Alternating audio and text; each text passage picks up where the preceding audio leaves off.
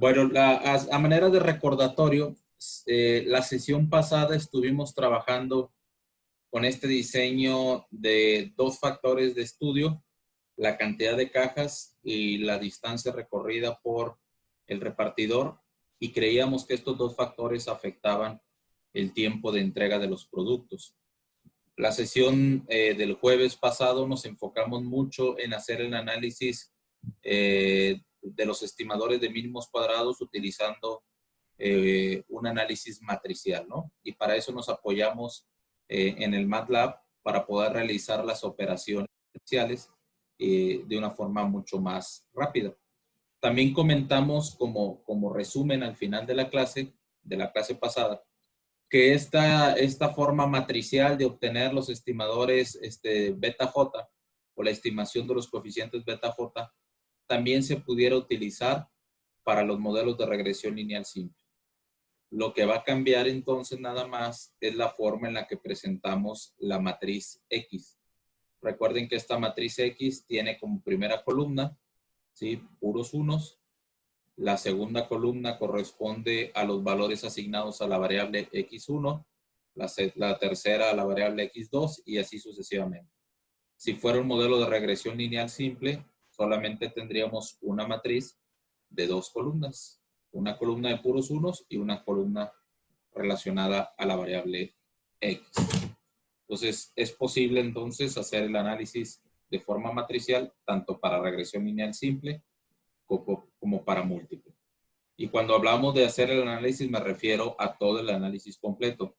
El ANOVA, las pruebas de los coeficientes individuales, la estimación de la variable de respuesta y los intervalos de confianza que veíamos también en alguna de las sesiones. Estimación de confianza de la respuesta media e estimación de confianza de predicción. Bueno, entonces, a partir de ese pequeño resumen, vamos a retomar la sesión del día de hoy.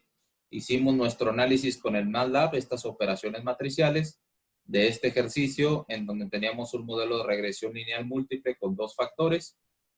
Presentamos en el MATLAB tanto la matriz X como el vector Y, que es la variable de respuesta.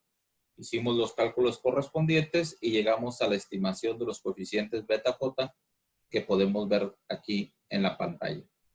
Calculamos los residuos también y bueno, parte del análisis también se enfocó en calcular las sumas de cuadrados utilizando estas operaciones matriciales y comprobando que este resultado coincidía con el del Minitab que vimos hace dos sesiones.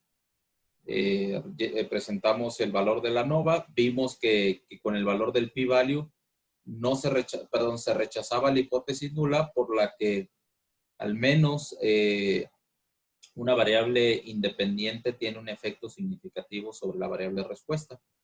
Aplicamos después las pruebas de los coeficientes individuales para analizar qué hipótesis rechazábamos y cuáles no, y a partir de esto poder simplificar nuestro modelo quitando aquellos términos que no fueran significativos.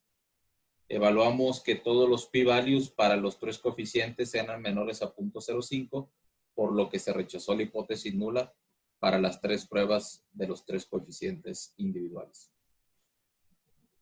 Y bueno, calculamos finalmente algunas pruebas de adecuación del modelo, el coeficiente de terminación, el coeficiente de terminación ajustado, que ya lo sabemos calcular a partir de la ANOVA, y llegamos a la conclusión de que nuestro modelo era un buen modelo para estimar el tiempo de entrega a partir de la cantidad de cajas. Podemos observar en esta diapositiva que el R cuadrado y el R cuadrado ajustado están muy cercanos al 96%, por lo que nuestro modelo es un buen modelo para estimar la variable de respuesta. En eso terminamos la sesión pasada. Lo que vamos a ver el día de hoy es cómo hacer la estimación de la variable de respuesta. Ya vimos la estimación puntual. Ahora vamos a ver la estimación de la variable de respuesta por intervalo. También vamos a retomar este intervalo de confianza para la predicción, que lo utilizamos en regresión lineal simple, nada más que ahora está representado de forma matricial. Entonces, les pediría por favor que del archivo de Excel que está disponible en Canvas, Copiemos los datos que tenemos de las 25 corridas experimentales, tanto de la cantidad de cajas, distancias y YI, y abramos por favor el Minitab. Y voy a compartirles ahorita mi pantalla de Minitab.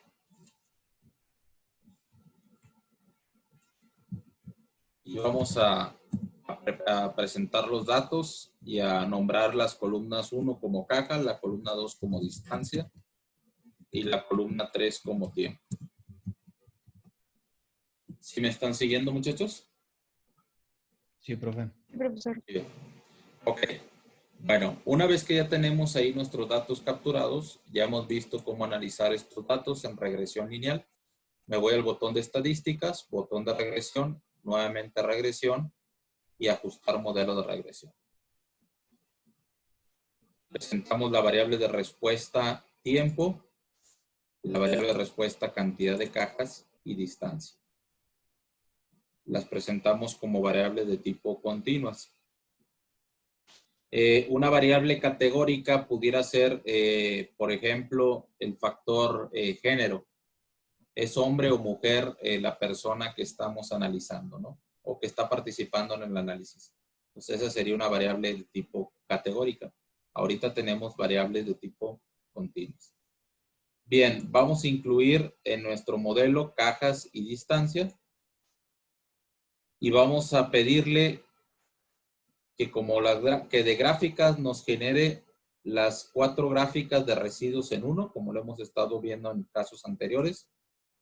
En resultados vamos a dejarle los que ya están disponibles. Y vamos en almacenamiento, vamos a decirle que nos dé los valores ajustados, los residuos y los residuos estandarizados. Y presionamos OK. Y finalmente OK.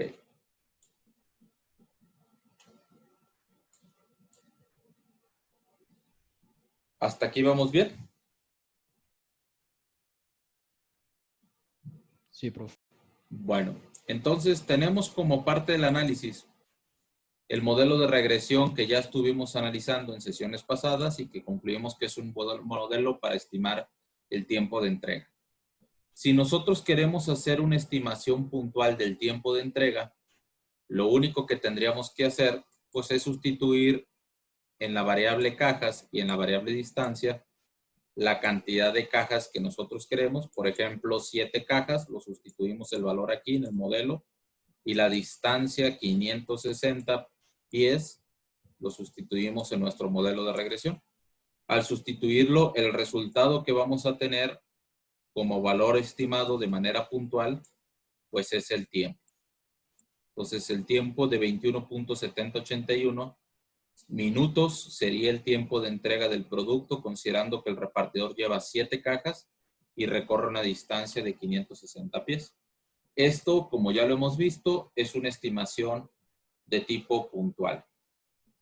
¿Cómo podemos hacer la estimación por intervalo de esta variable de respuesta con 7 cajas y una distancia de 560? El Minitab ya sabemos que me da también la opción de hacer una predicción. Me voy a ir a estadísticas nuevamente. Regresión y predicción o predecir.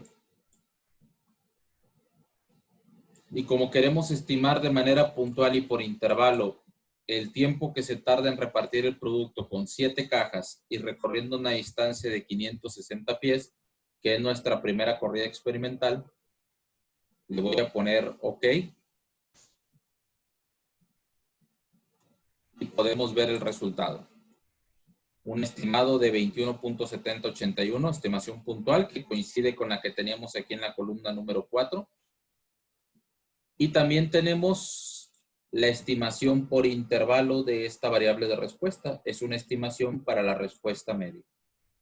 Con 7 cajas y 560 pies recorridos, se esperaría que el repartidor tardara 21.7081 minutos, pero con un nivel de confianza 95%, el tiempo de la repartición sería de 19.55 a 23.86 minutos. Estimación puntual y estimación por intervalo.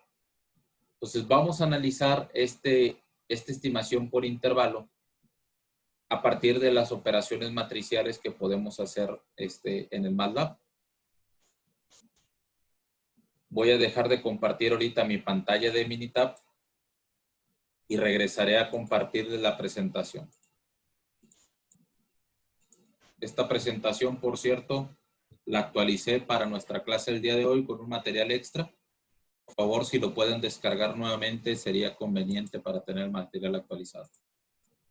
Bien, entonces tenemos aquí en la presentación que les estoy compartiendo que para un intervalo de confianza para la respuesta media tendríamos que tener la estimación puntual, que ya la vimos ahorita en el Minitab, el valor de la distribución t-student inversa con un alfa medios y los grados de libertad del error en nuestro ANOVA, por la raíz cuadrada del cuadrado medio del error multiplicada por x0. X0 va a ser nuestro vector columna. Este vector columna va a tener los valores que tendría la cantidad de cajas y los valores que tendría la distancia recorrida. Por otro lado tenemos nuestra matriz X transpuesta multiplicada por la matriz X original y el resultado de esta multiplicación le sacamos a esa matriz la inversa. Y finalmente multiplicamos el resultado de esta matriz inversa por el vector columna X0 sin transponer. Al principio estaba transpuesta, después está el vector original. Ese vector original, perdón, este vector X0 va a depender de cuántas cajas y cuánta distancia queremos que recorra. Y lo vamos a representar de la siguiente manera este vector. Un 1, que es el valor asociado al coeficiente beta 0. 7 cajas, que son lo que queremos considerar como parte del análisis. Y una distancia de 560 pies recorridos. Pues este sería el vector X0 y va a depender de cuántas cajas y cuánta distancia recorrió la persona. Muy bien. ¿Hasta aquí alguna duda? Entonces, abramos por favor, si no hay dudas, abramos por favor el MATLAB y vamos a dar de alta la matriz X. Vamos a dar de alta el vector X sub 0 o subíndice 0 y vamos a dar de alta también, pues prácticamente sería todo. Entonces, dejo de compartir ahorita la presentación. Recuerden que nuestra matriz X va a ser importante que tenga una primera columna de puros unos. Entonces, en su archivo de Excel, por favor, agreguen una columna antes de cantidad de cajas que diga puros unos. Y una vez que tienen esa matriz ya con 3 columnas, vamos a irnos al MATLAB. Voy a compartirles mi pantalla de MATLAB. Voy a generar la matriz X, primero asignando un valor a esta matriz X de 0.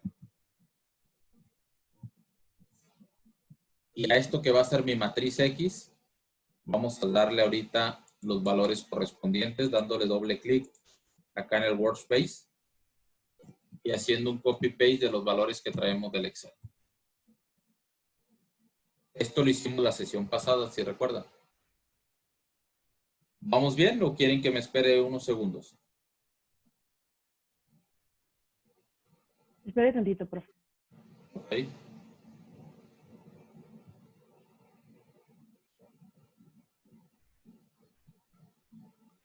Entonces, ya tenemos marcado del lado izquierdo nuestra matriz X. Ahora sí ya es una matriz de 25 renglones con 3 columnas. Bien, ahora ¿qué es lo que vamos a hacer? Vamos a dar de alta el vector Y. Asignamos un primer valor, Y es 0. Me voy al Excel y copio la columna donde tengo la variable tiempo. Aquí en MATLAB hago un copy, un paste en lo que va a ser ahora nuestro vector Y, que tiene 25 renglones, una columna.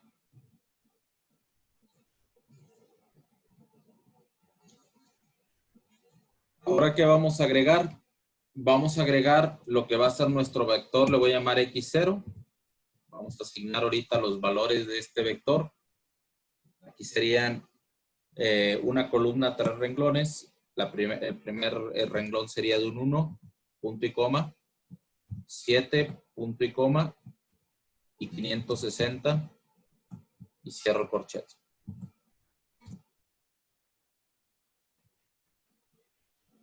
¿Sí vamos bien? Ya me lo puso como vector, columna. Si le doy doble clic acá en el workspace a X0, podemos ver que tenemos aquí ya la columna marcada con los 3 valores. Bueno, ya que tenemos entonces este resultado, estos tres, la matriz y los 2 vectores, voy a regresar a la presentación. No voy a dejar de compartir ahorita el MATLAB, pero voy a regresar a la presentación nada más para ver cuál es el error de estimación. Y dice que el error de estimación es la raíz cuadrada del cuadrado medio del error. El cuadrado medio del error nos los está diciendo nuestro ANOVA y es 10.62. Entonces voy a ponerlo ahorita aquí. Error estándar, es la raíz de 10.62, que es el cuadrado medio del error, por, dice que es la matriz X0 transpuesta. Entonces vamos a ponerle transpose de X0 por la inversa de la matriz transpuesta de X por X. Cierro paréntesis. Por el vector columna X0 original. Y cierro el último paréntesis. Y el resultado de esto me va a dar el error de estimación, que debe de ser... es que lo tengo, perdón, en inglés es... Si lo tienen igual que yo, cámbienle la raíz por SQRT. Y denle enter. 1.0398.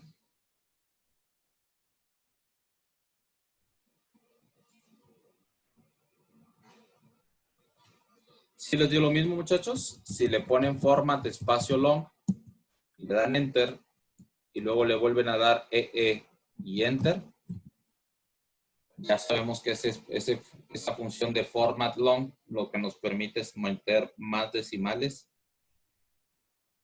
a nuestro resultado. Entonces, el error estándar de estimación del ajuste es de 1.0397.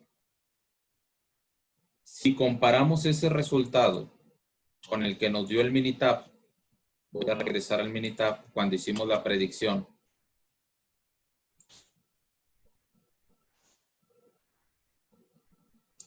Vamos a ver que coincide el resultado.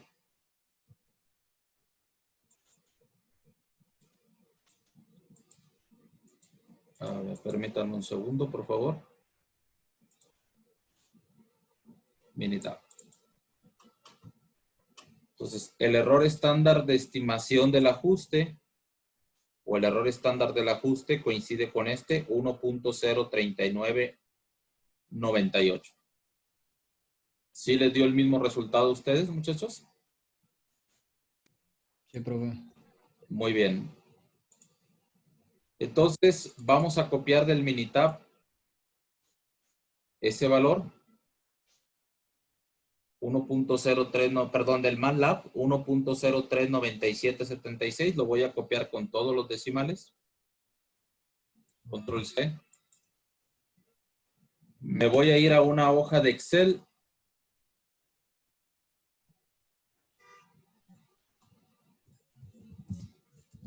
Este error estándar de estimación, pues lo tenemos aquí de 1.0397. Voy a calcular la T-Student con 0.05 medios y grados de libertad. Eso los calculo los veo en el ANOVA, que son 22 grados de libertad. Para sacar ese valor, ¿cómo lo haríamos? Pues con la inversa de la T-Student de 2 colas. Deben de estar viendo ahorita mi hoja de Excel. Probabilidad de 0.05 medios.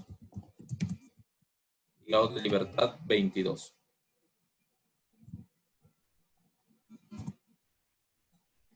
Tenemos que el valor de la T-Student es más menos 2.4054. ¿Es correcto? Profe, como ya lo hice de 2 colas, según yo no tiene que poner el entre 2. A ver, permítame. Ah, es correcto, tiene razón. 2.0738. Tiene razón porque utilicé la función de 2 colas.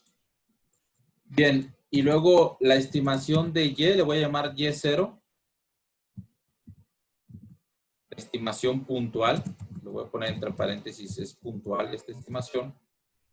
Con 7 cajas y una distancia de 560, nos dice el Minitab que la estimación puntual era de 21.7081.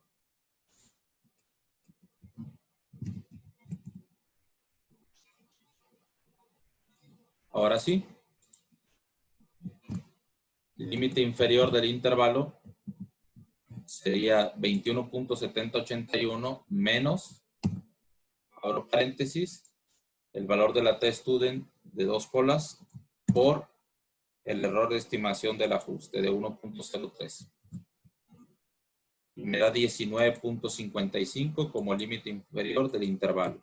Y el límite superior, pues es igual nada más con signo positivo. La estimación puntual más el valor de la T-Student de 2 colas por el error de estimación.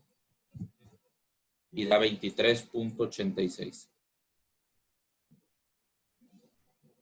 Entonces, esto sería lo que vamos a llamar intervalo de confianza para la respuesta media, que es nuestra estimación por intervalo de la variable de respuesta. Acá tenemos en amarillo la estimación puntual. Aquí tenemos en verde la estimación por intervalo de la variable de respuesta, considerando que el repartidor lleva 7 cajas y 560 pies son los que recorren. Ahora, si comparamos este 19.55 y 23.86, lo vamos a comparar con el Minitab.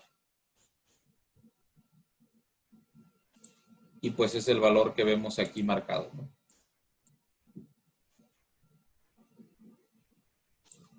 ¿Sí queda claro, muchachos? Estimación Sí, profe. y estimación por intervalo de la variable de respuesta. A este tipo de intervalo entonces le vamos a llamar intervalo de confianza para la respuesta media. Ahora, si queremos un intervalo de confianza de predicción, acuérdense que cuando hablamos de un intervalo de confianza de predicción es para observaciones futuras. Ya probamos que nuestro modelo de regresión es bueno para estimar el tiempo de entrega a partir de las cajas y distancia que nosotros definamos. Ahora vamos a utilizar este modelo de regresión para observaciones nuevas. ¿Qué pasaría si yo considero tantas cajas y tanta distancia recorrida? Entonces, hacemos aquí en el Minitab ese ejercicio. Me voy a estadísticas, regresión, predicción. Y aquí es donde empezamos a jugar con nuestros factores. Si yo quisiera que el repartidor llevara 9 cajas y que recorriera una distancia de aproximadamente 358 pies, ya es una observación nueva esta. Acuérdense que algo bien importante es que tanto la cantidad de cajas como la distancia que nosotros definamos deberá de estar en el rango de experimentación de nuestros datos originales. En otras palabras, no es conveniente extrapolar nuestros resultados para valores de cajas y distancias de los cuales no experimentamos. Entonces, 9 cajas y una distancia de 358, le pongo OK.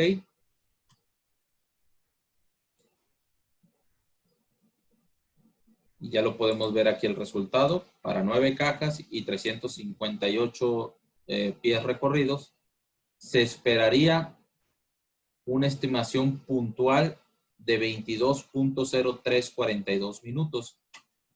Pero como estamos hablando de una observación nueva, entonces estamos hablando de un intervalo de confianza para predicción.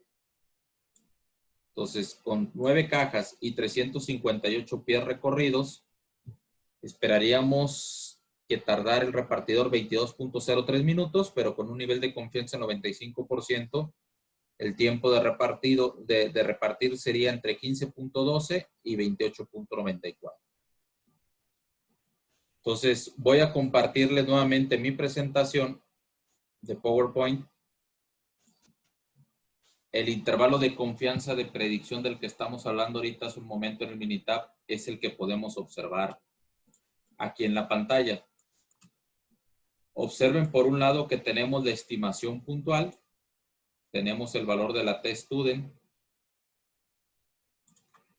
y tenemos por acá el error de estimación o el error de estimación del ajuste, que es prácticamente lo mismo, excepto que le estamos agregando este valor de 1 aquí al intervalo. Recuerden que este intervalo de predicción es mucho más amplio que el intervalo de confianza para la respuesta media. ¿Y por qué es más amplio este intervalo de predicción?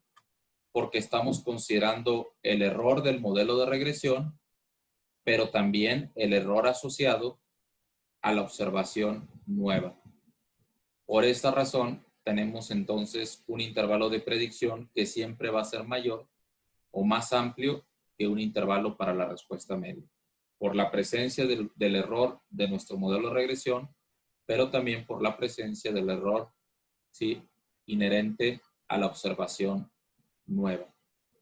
Bien, entonces voy a dejar de compartir ahorita esta pantalla. Me voy a regresar nuevamente al MATLAB.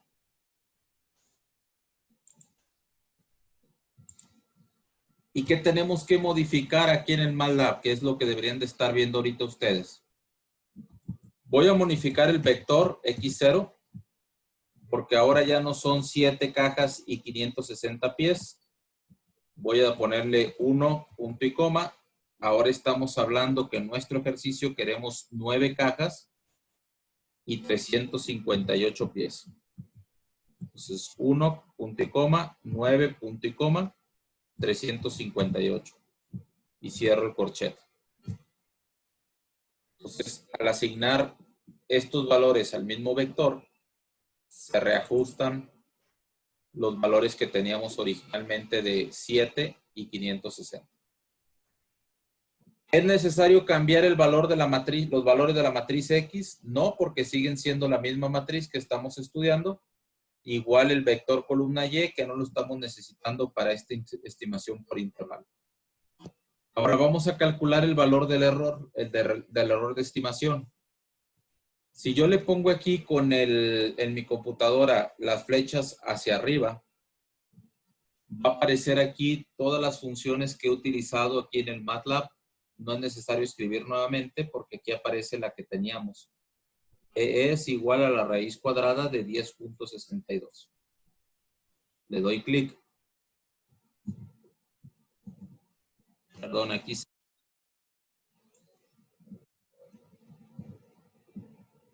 Listo. ¿Ya lo tenemos todos, muchachos? Sí, profesor. Ya, Muy profe. bien. ¿En qué se diferencia entonces el intervalo de confianza? Pues en el error de estimación. Aquí vamos a tener que agregar 10.52 por, abro paréntesis, 1 más la transpuesta de x0 por la inversa de la transpuesta de x por x0. Y cierro el paréntesis que abrí. Y el resultado de esta operación me daría un error estándar, un error de estimación, perdón, de 3.330661, que es mayor al que teníamos nosotros originalmente en el intervalo para la respuesta media. Voy a copiar este nuevo error de estimación.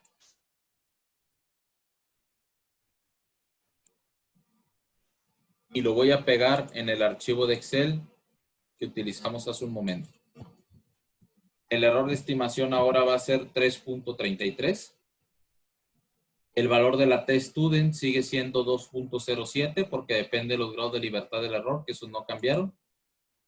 La estimación puntual ya no es 21.70. La estimación puntual la teníamos de 22.0342.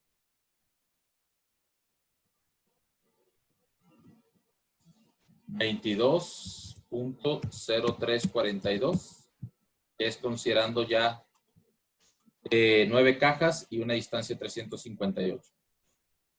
Y bueno, al dar enter, me da que el límite, el intervalo de confianza para la predicción sería de 15.12 minutos a 28.94. ¿Sí? Mínimo tardaría 15.92, máximo 28.94. Ese intervalo de confianza es al 95%. Y si lo comparamos con el resultado del Minitab, podemos ver que el resultado coincide, ¿no? Estimación puntual y estimación por intervalo para la predicción de esta observación futura, ¿no? Observación nueva. Y comentamos finalmente que tenemos que ser suficientemente cuidadosos para que los valores que nosotros manejemos de cantidad de cajas y de distancia se encuentren en el rango de la cantidad de cajas y distancia que nosotros experimentamos y no fuera de esto.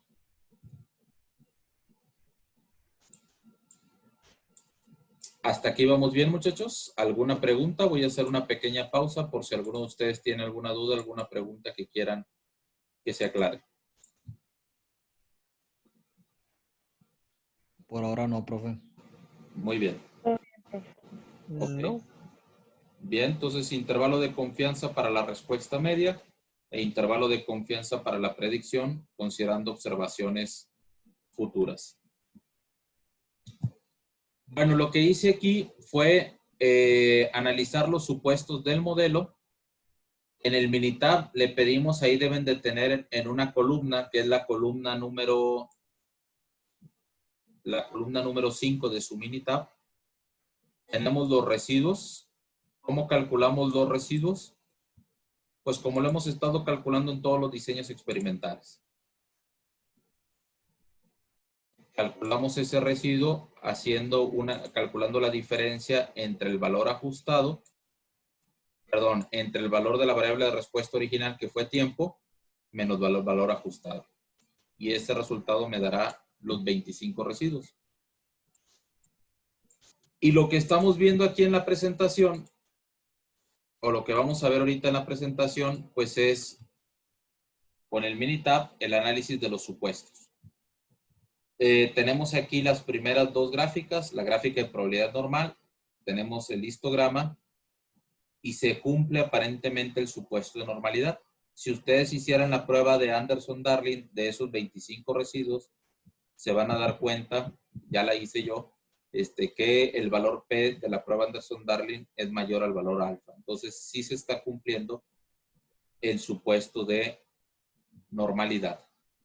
Ahora, si vemos la gráfica de valores ajustados contra residuos, pues habíamos comentado que era importante que la dispersión se comportara más o menos estable, sin ningún patrón evidente.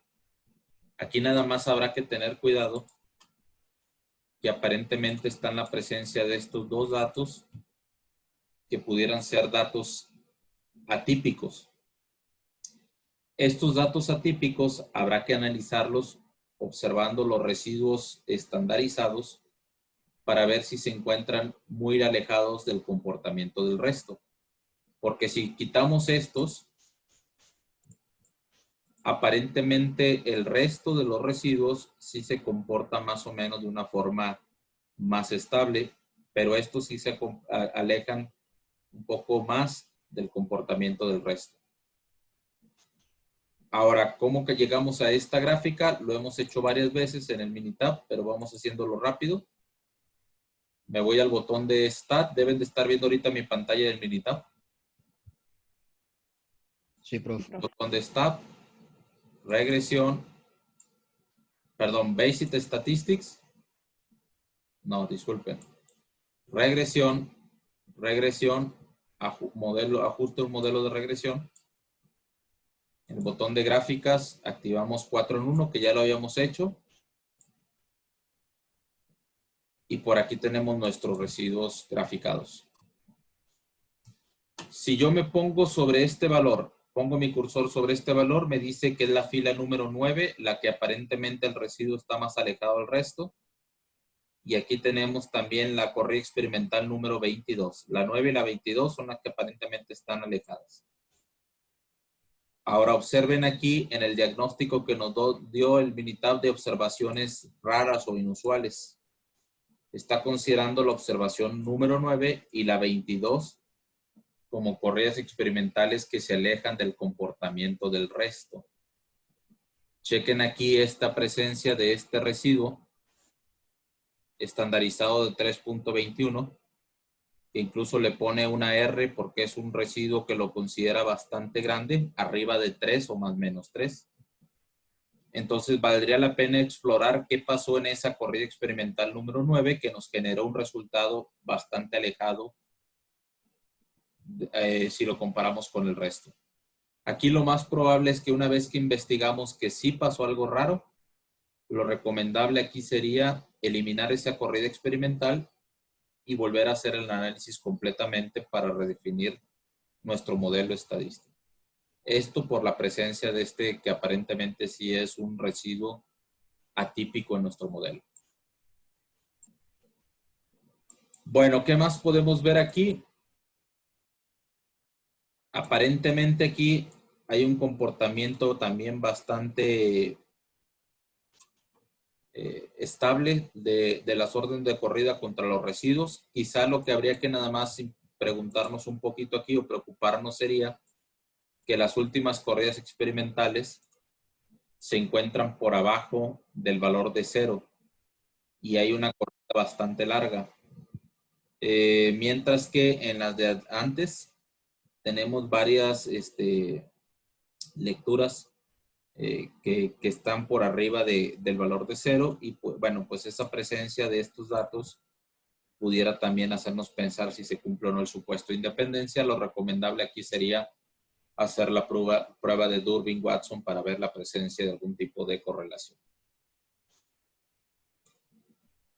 Bueno, regresándome entonces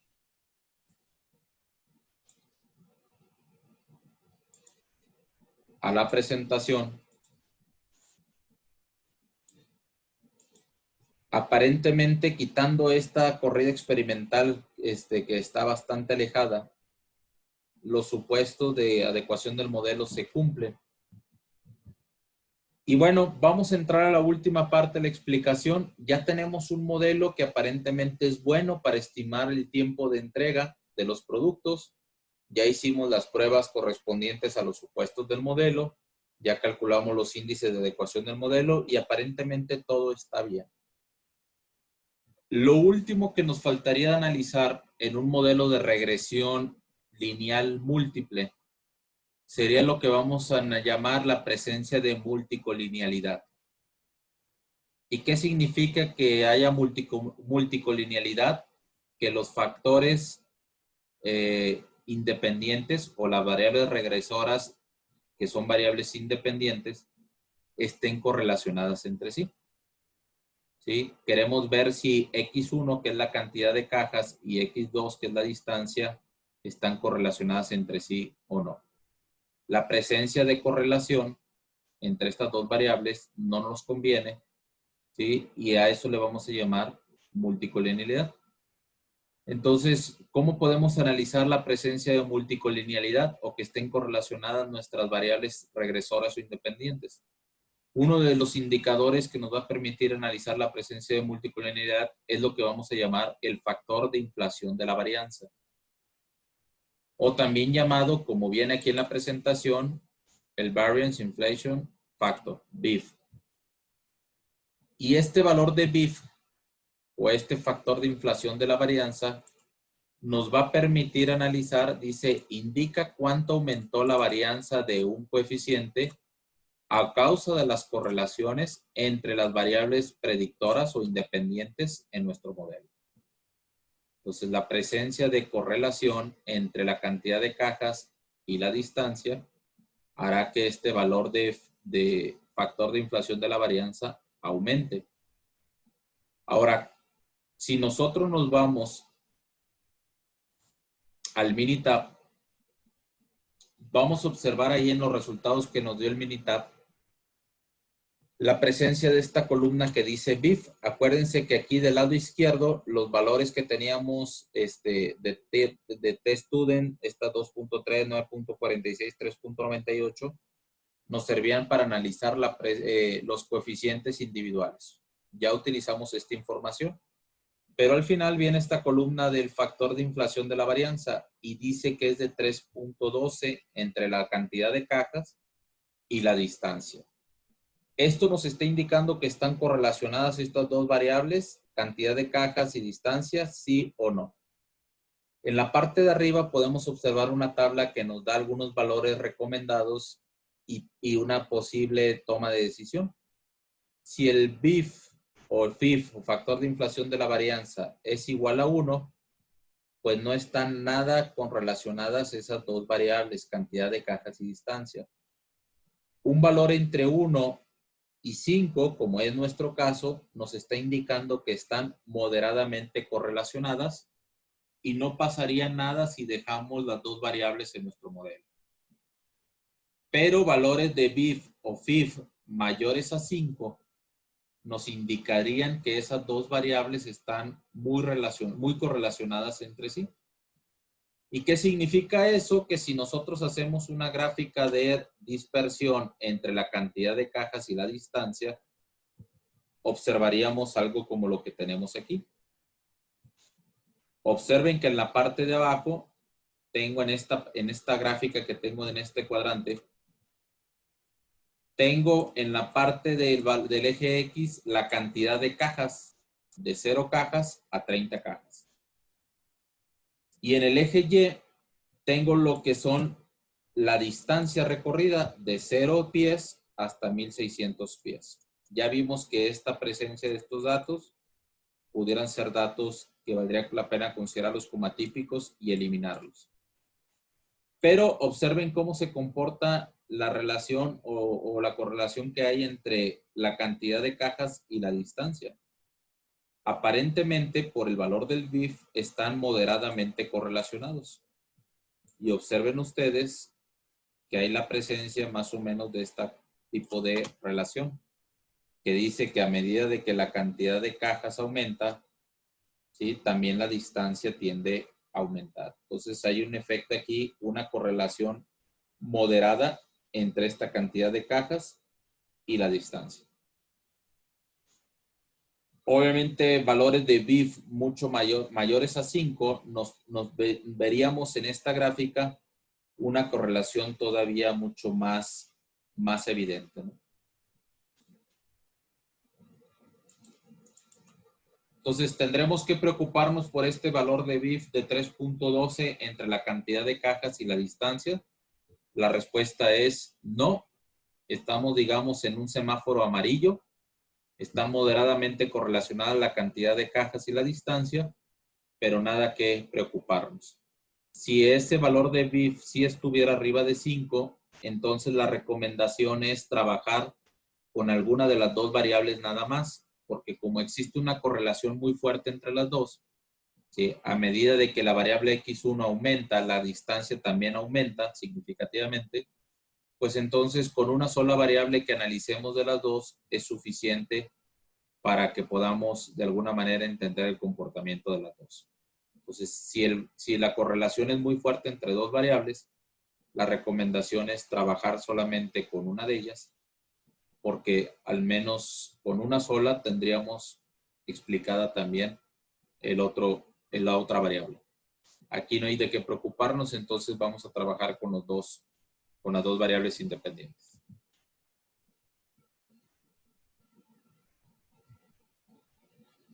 Y bueno, hay un procedimiento que se le llama procedimiento de selección de variables en regresión lineal múltiple, que nos permite analizar de una manera más detallada qué términos debo de incluir en mi modelo de regresión múltiple y cuáles términos debo eliminar.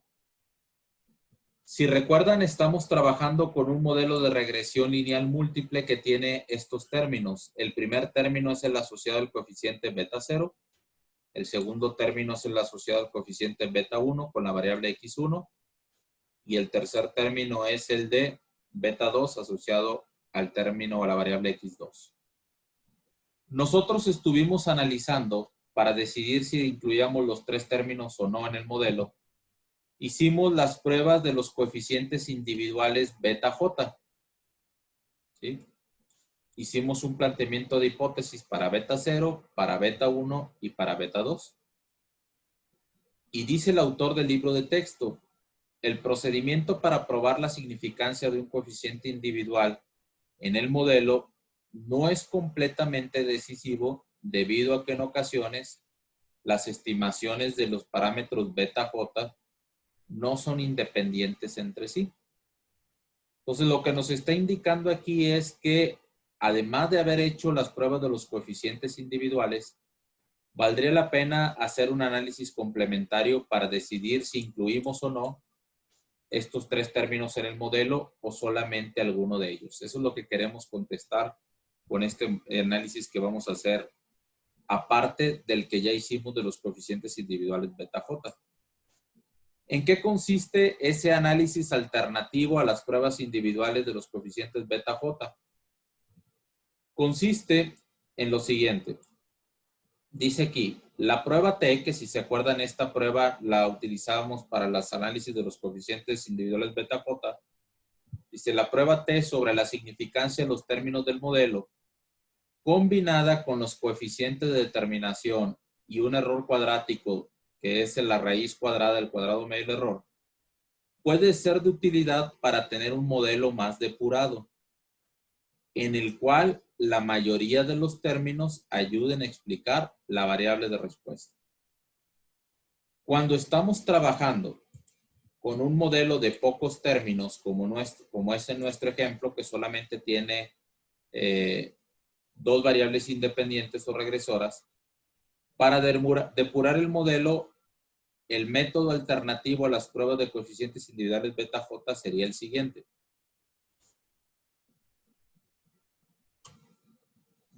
Dice, paso número 1. En una tabla en la que se muestre la prueba T para todos los términos, se elige el que tuvo menor contribución. ¿Cómo podemos saber el que tuvo menor contribución de los dos variables que nosotros estamos analizando? Dice aquí que el de menor contribución va a ser aquel que su estadístico de prueba sea el más pequeño.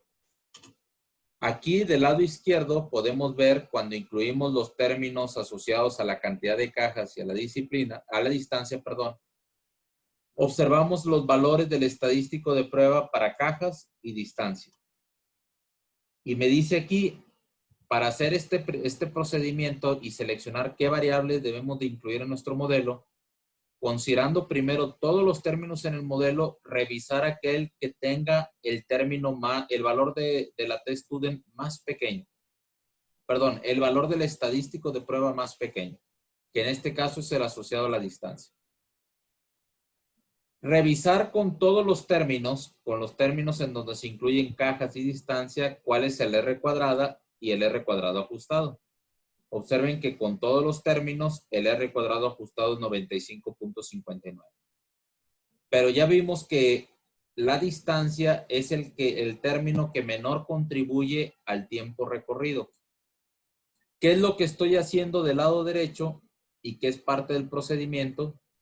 Me dice, se recomienda que el término con el valor del estadístico de prueba más pequeño se quite del modelo, se ajuste nuevamente el modelo, que quiere decir que vuelva a hacer nuevamente mi análisis eliminando el término que quité, que en este caso que es quitar el término distancia, y hacer otra vez las pruebas de los coeficientes. Observen que cuando hago otra vez la prueba de los coeficientes beta j, pues ya no me aparece el término distancia, me aparece el nuevo estadístico de prueba asociado a la cantidad de cajas. El BIF ya es de 1, ya no es de 3.12, porque ahora nada más tengo una variable independiente. Pasé de ser un modelo de regresión múltiple a un modelo de regresión lineal simple. Y chequen qué pasó con el coeficiente de terminación ajustado. Pasó de 95.59%, ¿sí?, a 92.75%. Es decir, disminuyó el coeficiente de terminación ajustado cuando yo quité un término que, aunque tenía el valor más pequeño del estadístico de prueba, era un término que la prueba del coeficiente individual me decía que era significativo por su valor P. Entonces, el quitarlo me afectó en que el coeficiente de terminación ajustado disminuyera. Entonces, aquí la pregunta importante sería, ¿vale la pena eliminar la distancia o no de mi modelo? Y la respuesta pues sería que no. No es recomendable quitar la distancia de mi modelo, este término del modelo. ¿Por qué? Porque al eliminar este término de mi modelo de regresión, el coeficiente de terminación ajustado disminuye. Entonces aquí me recomiendan lo siguiente. Cuando yo quite el modelo de aquel término con el estadístico de prueba más bajo, hacemos nuevamente nuestro análisis ahora quitando ese término y calculamos los coeficientes de adecuación del modelo, R cuadrada ajustado y el error de estándar de estimación, que son los que estamos viendo aquí en la parte de abajo y que nos hizo en militar. Y me dice, si los cambios son menores, es decir, si el error de estimación si el cambio en el valor de S es poco y prácticamente el coeficiente de terminación queda igual al antes con el término y después sin el término, pues entonces dice aquí, es recomendable que eliminemos el término que quitamos de nuestro modelo porque en realidad ese término no contribuía a la variable de respuesta. Entonces, en resumen, si yo quito el término de mi modelo y recalculo los índices de adecuación del modelo quitando ese término, analizo o comparo los índices de adecuación del modelo antes y después de quitar el término. Y si veo que no mejoró, ¿sí?, o el cambio en el R cuadrado ajustado o en el valor de la raíz cuadrada del cuadrado del error, que es el error de estimación del error. Perdón, ¿qué es el error de estimación? El error estándar de estimación.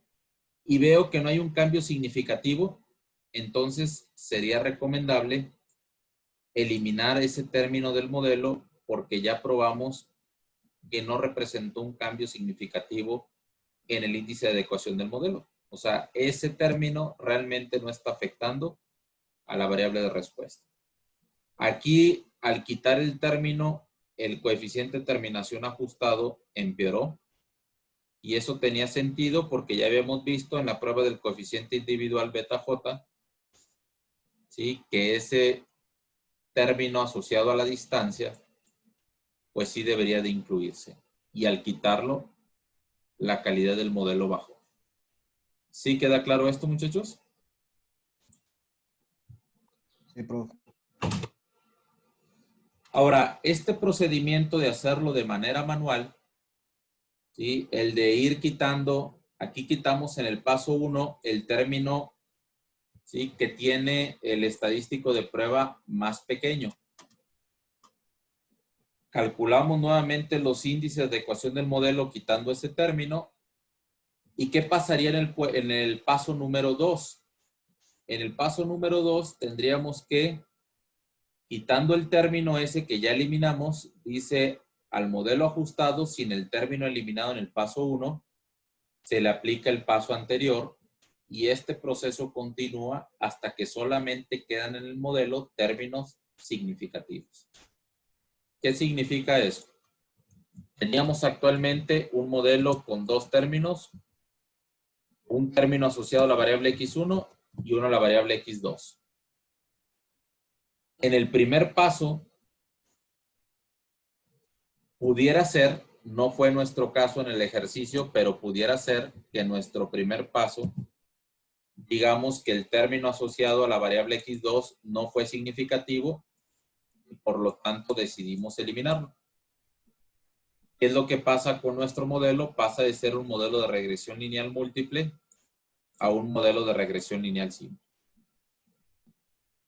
Pero, ¿qué hubiera pasado si tenemos nosotros un modelo de regresión múltiple con más variables independientes?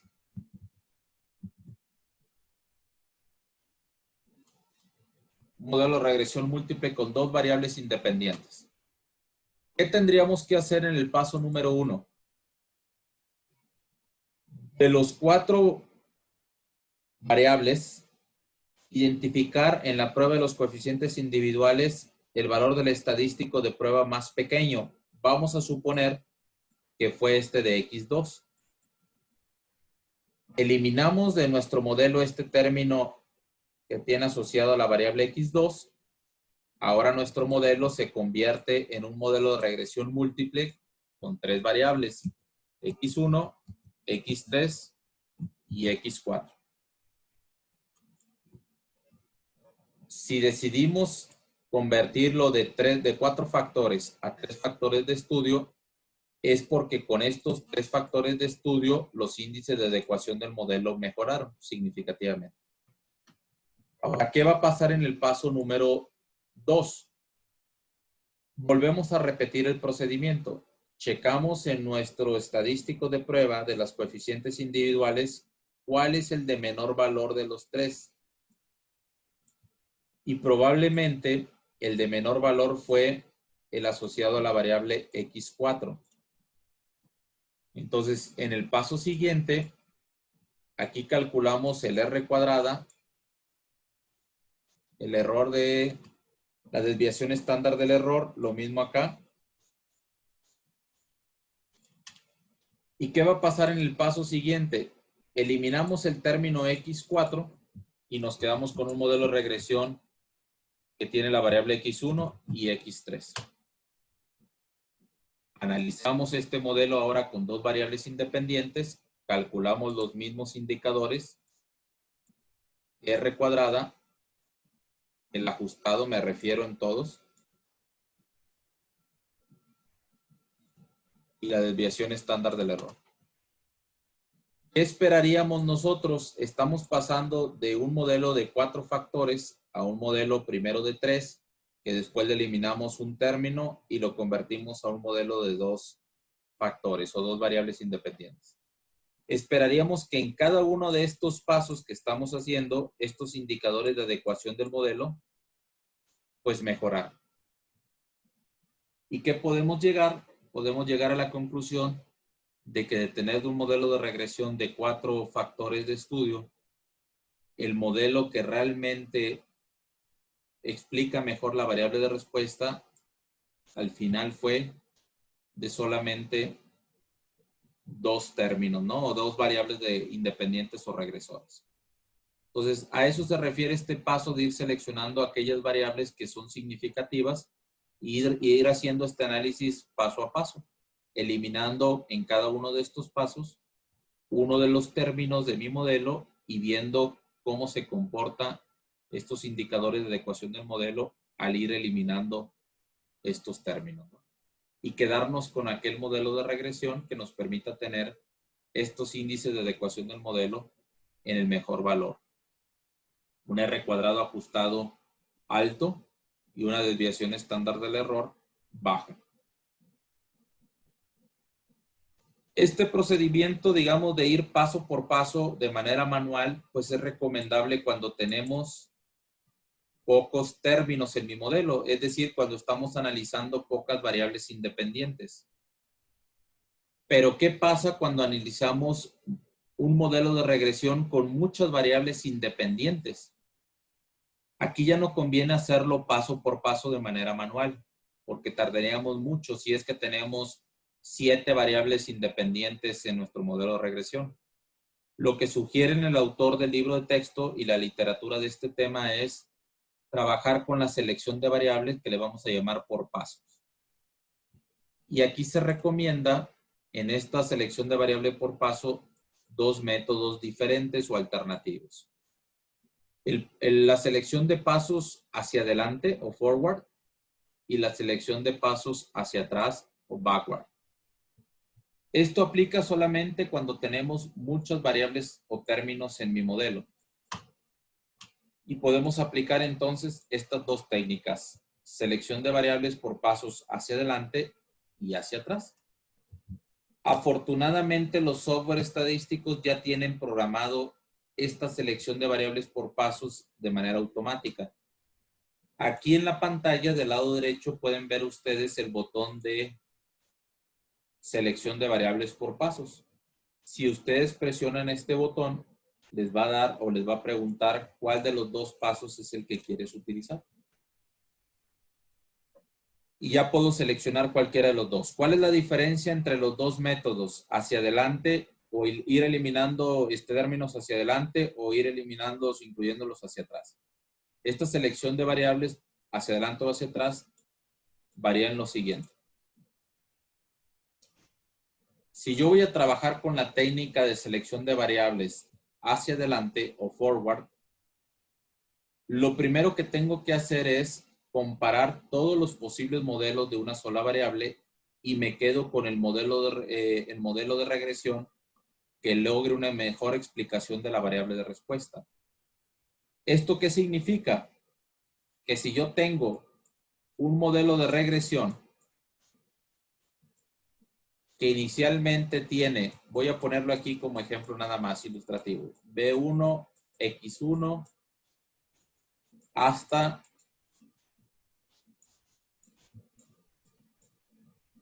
B15, X15. Vamos a suponer que es un modelo de regresión que estamos analizando 15 variables independientes o regresores. ¿En qué consiste esta técnica de selección de variables hacia adelante? Consiste en descomponer este modelo de regresión múltiple en modelos de regresión lineal individuales o simples. Por eso me dice aquí, analiza todos los posibles modelos de una sola variable. Entonces, y analiza cómo se comportan los coeficientes de adecuación del modelo para cada una de las variables de forma independiente. Eso significa que mi primer modelo que voy a analizar sería cómo se comporta la variable de respuesta si considerara exclusivamente la variable X1. Y calculo los índices de adecuación del modelo, R cuadrada, desviación estándar del error, etc. Segundo modelo, de manera individual, ahora analizo beta 0, pero ahora asociado exclusivamente con la variable X2 y analizo los índices de adecuación del modelo. Y ahora presento el análisis de un modelo de regresión lineal simple, pero asociado a la variable X3. Y presento los índices o analizo los índices de adecuación del modelo. Eso es lo que nos dice el paso 1. Se comparan todos los posibles modelos de una sola variable y nos quedamos con el modelo que logra una mejor explicación. En otras palabras, me voy a quedar con aquel modelo de regresión lineal simple que nos permita tener un R cuadrado ajustado y una desviación de estándar del error mejor que los otros modelos. Aquí, ¿cuántos modelos de regresión lineal simple tendría? 15, porque estamos estudiando 15 variables independientes. Entonces, el paso 1 sería quedarme con este modelo que fue el mejor de los 15 modelos que estoy estudiando. Y el paso 2, ¿en qué consiste? Se inicia con este modelo, el que quedó del paso 1, y le voy agregando términos a este modelo de regresión lineal simple para ver cómo se comporta la calidad de ajuste. ¿Qué significa eso? Que de este modelo ahora lo voy a convertir en un modelo de regresión múltiple, pero ya sé que va a estar X3,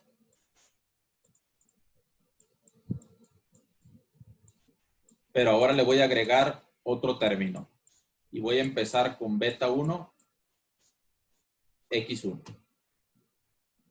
Y una vez que ya tengo de este modelo de regresión lineal simple, agregué un término más que es el de beta, el de X1, analizo los índices de adecuación del modelo, R cuadrado ajustado, desviación estándar del error, y lo comparo contra los que tenía de mi modelo lineal simple.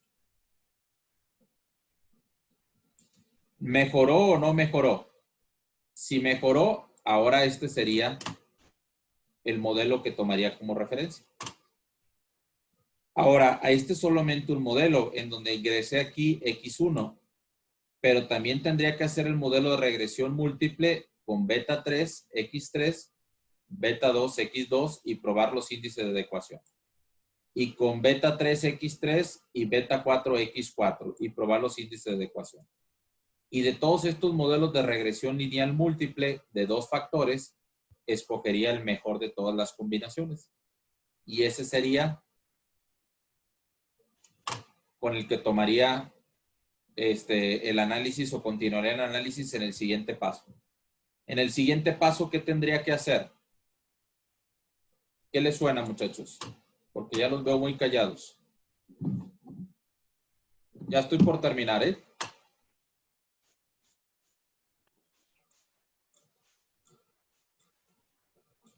¿Cómo fue la pregunta, profe? Sí, la pregunta es, si en el primer paso analizamos como modelo de regresión lineal simple que este fue el mejor modelo cuando hicimos la comparación entre los 15, es un modelo de regresión simple. En el segundo paso agregamos otro variable independiente al término, al modelo de regresión simple. Y a lo mejor nuestro mejor modelo ahora es un modelo de regresión múltiple con estas variables. A lo mejor fue el de mejor adecuación del modelo. Ya pasamos de un modelo lineal simple a un modelo de regresión múltiple de 2 variables independientes. ¿Cuál sería el siguiente paso? Agregar un tercer término. Ya tenemos aquí el término asociado a X3, a X5. Ahora vamos a ver qué pasaría si mi modelo de regresión múltiple ahora tiene asociados 3 variables independientes, X3, X5 y alguna de las otras 15 que estamos analizando. Y vamos analizando para cada uno de estos pasos hacia adelante los índices de adecuación del modelo, R cuadrada, y vamos viendo cómo se comportan estos coeficientes de determinación conforme vamos agregando términos a nuestro modelo. ¿Con cuál modelo nos quedamos? Nos quedamos con aquel modelo de regresión que nos permita tener los índices de adecuación del modelo mejores. Se le llama paso por paso porque vamos de un modelo de regresión lineal simple que le vamos agregando términos para convertirlo en un modelo de regresión múltiple. Entonces, esta técnica hacia adelante es recomendable cuando tenemos muchas variables independientes que estamos estudiando. Y finalmente, la técnica de hacia atrás o backward, es al contrario.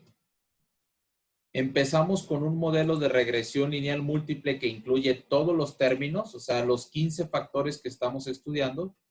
Calculamos los índices de adecuación del modelo con los 15 factores y vamos quitando en cada paso un término. Quito una variable de mi modelo de regresión y analizo la adecuación del modelo ahora que quité ese término. ¿Vale la pena quedarme con ese nuevo modelo, quitándole un término? Pues comparo los índices de adecuación del modelo del después contra el del antes. Y me voy a la inversa a lo que hicimos con el modelo de regresión simple. Iré quitando términos en esta técnica hacia atrás, ¿sí? Conforme el R cuadrada vaya mejorando al quitar términos. Si el R cuadrada no mejora cuando quito un término, entonces no es necesario ya continuar con el proceso.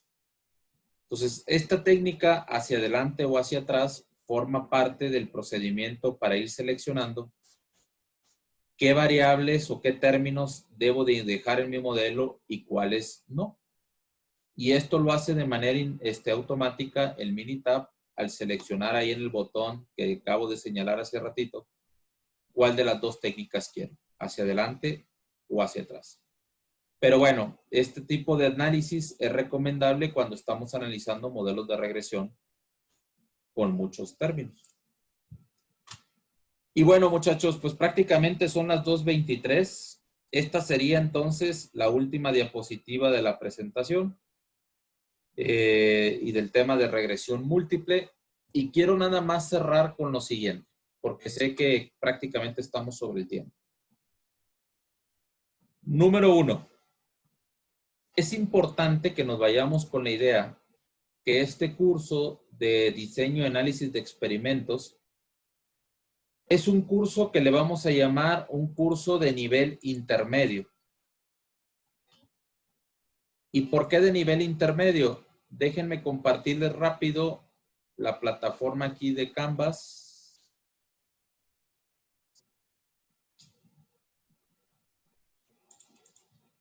Si nosotros vemos, nada más que no sé por qué no les puedo compartir esa página que quiero mostrarles. Si vemos la página 1 de nuestro curso en Canvas, vamos a observar ahí que dice que nuestro curso es un curso de nivel intermedio. Dice por ahí, es un curso de nivel intermedio que tiene la intención de proporcionar a los alumnos las herramientas necesarias para que sean capaces de diseñar y a realizar experimentos. ¿Por qué se le considera un curso de nivel intermedio a esta materia que llevamos? Número 1, porque vimos nosotros en el curso, empezamos con el tema de inferencia estadística, como recordatorio y como base para los diseños de un factor, diseños factoriales, diseños 2 a la K completos, diseños 2 a la K fraccionados, y luego entramos a regresión lineal simple y regresión lineal múltiple. ¿Los diseños que acabo de mencionar son los únicos que existen o que podemos estudiar? La respuesta es no. No vimos, por ejemplo, análisis de superficies de respuesta. No vimos, por ejemplo, diseños anidados. No vimos diseños que también se le llaman de parcelas divididas. No vimos diseños que se le pudiera llamar de regresión no lineal. Entonces, hay otros diseños que están en el análisis estadístico que forman parte ya de un curso de nivel avanzado. Y esto es importante que se los comente para que no se vayan ustedes con la idea de que ya terminamos este tema de manera completa. Hay cursos más avanzados todavía de diseño de experimentos que yo les recomendaría que siguieran explorando porque hay diferentes situaciones en los procesos reales que se pudieran adaptar a los diseños que ya vimos en nuestro curso y hay otro tipo de diseños que se adaptarían mejor a las condiciones que estamos viendo en el proceso real.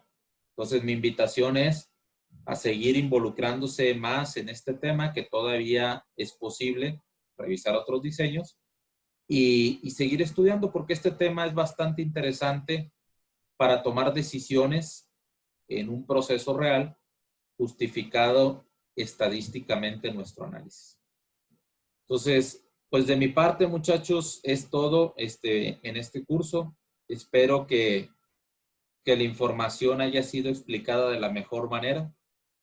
Y aunque tuvimos, digamos, que la situación de que pues nunca va a ser lo mismo un curso virtual a un curso presencial.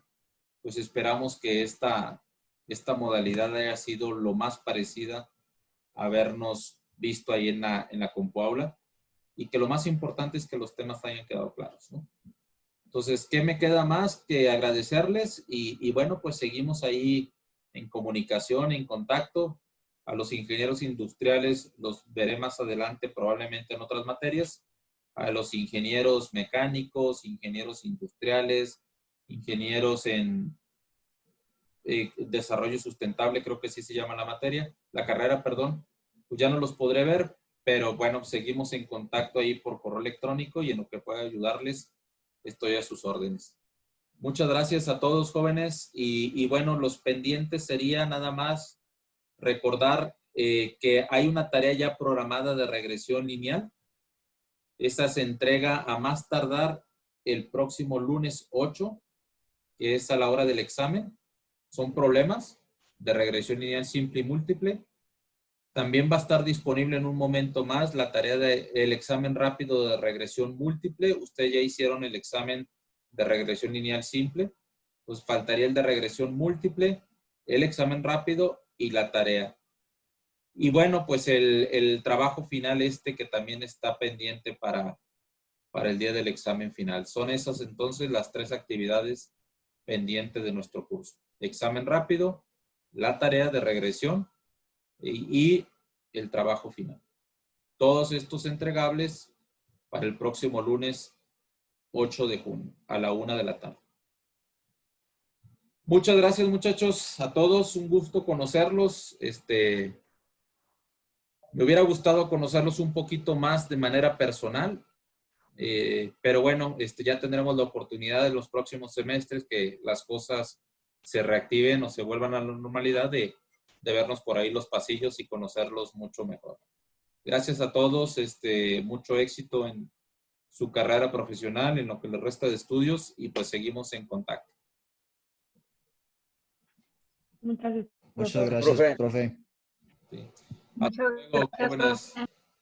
Cuídense mucho. Bye, nos vemos en el examen. Hasta luego, Y profe. no olviden, por favor, hacer la evaluación del ECOA, los que les faltan. Sería una tarea por ahí pendiente. Gracias a todos. Gracias, Palmira. Y nos vemos pronto. Nos vemos el próximo lunes. profe. Hasta luego, profesor. Gracias. Hasta Hasta luego, luego. profe. Muchas gracias. Gracias, Bye. profe. Profe. Sí, señor, lo escucho.